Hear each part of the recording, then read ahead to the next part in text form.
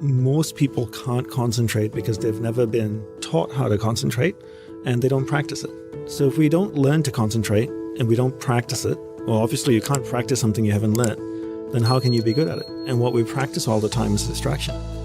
So the more you practice distraction, the better you become at it. And people are masters at distraction. People think technology is distracting. I've had so many people come up to me, hold their cell phones up to my face and go, these things are ruining our lives. And I go, no, these things are not ruining our life. This is a beautiful piece of technology.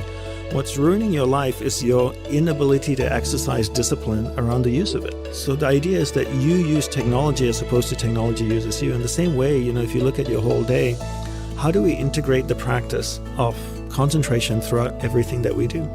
The one way I tell people to practice concentration is doing one thing at a time. So giving someone your undivided attention is a great way to practice concentration. Every time I speak with my wife, I give her my undivided attention. If my awareness drifts away, I bring my awareness back to her and I stay focused on that conversation. The two things we need to understand, there's the mind and there's awareness. And you're not the mind, rather you're pure awareness moving through different areas of the mind. So your mind doesn't move, rather your awareness is moving through the mind. So when I'm speaking with my wife, if I'm getting distracted, it's my awareness is leaving her and it's moving to a different area of the mind.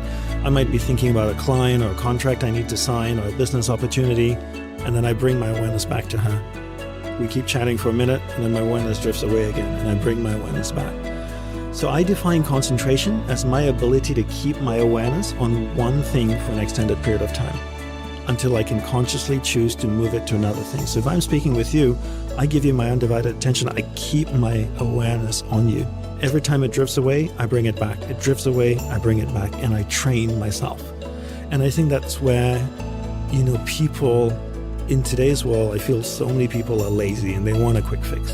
Because everything that's being sold to them is a quick fix. You only need to do so many hours before you get certified as a yoga teacher.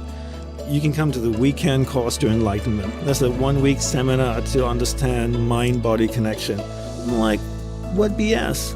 I have 10 years of my life learning this, and the way my teacher taught me was just like wax on, wax off, just one little thing at a time. Relentless practice. You understand how it works. Then you learn how to practice it. And then you just repeat that mindlessly till it becomes numb. And everybody wants new things, right? They're tired. It's like, I'm done with part 1. Can you give me part 2? What's next? It becomes like cocaine. Everybody wants to learn, but nobody practices anything.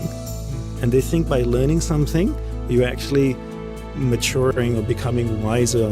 No, learning doesn't make you wiser if you don't implement anything that you're learning. So people are going from one course to another, to another, to another.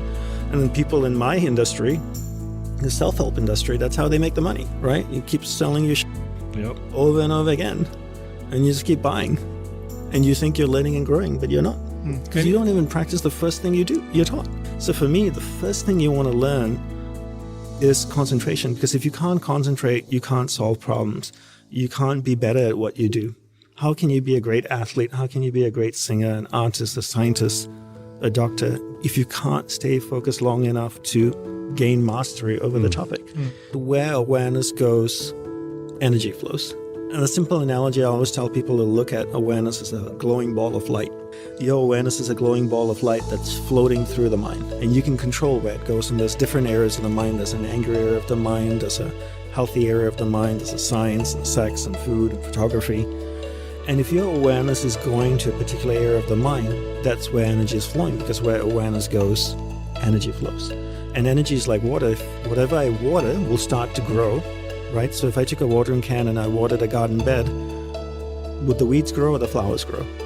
Both, right? Because water can't tell the difference. Energy works the same way. If I put energy to a particular area of my mind, it will start to grow. So if I want to develop a particular area of the mind, all I need to do is harness my awareness, take it to that area of the mind and hold it there long enough so there's enough energy going to that area, and that area starts to get strengthened.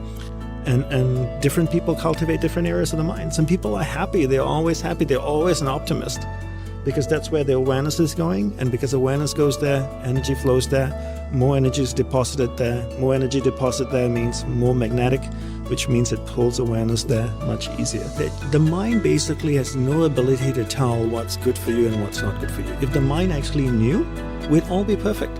I'd wake up in the morning, my mind would tell me meditate for an hour, do yoga, run, work out, eat this breakfast, then sit down for 2 hours or 1 hour, then stretch, then do this. No, my mind just is like, do whatever the hell you want to do. The mind doesn't know, right? So whatever we tell our mind, whatever we repeat over and over in our mind creates patterns. And these patterns, when they're repeated, whether they're repeated consciously or unconsciously, become deeply ingrained and become extremely difficult to break. He said, learn to lean on your own spine.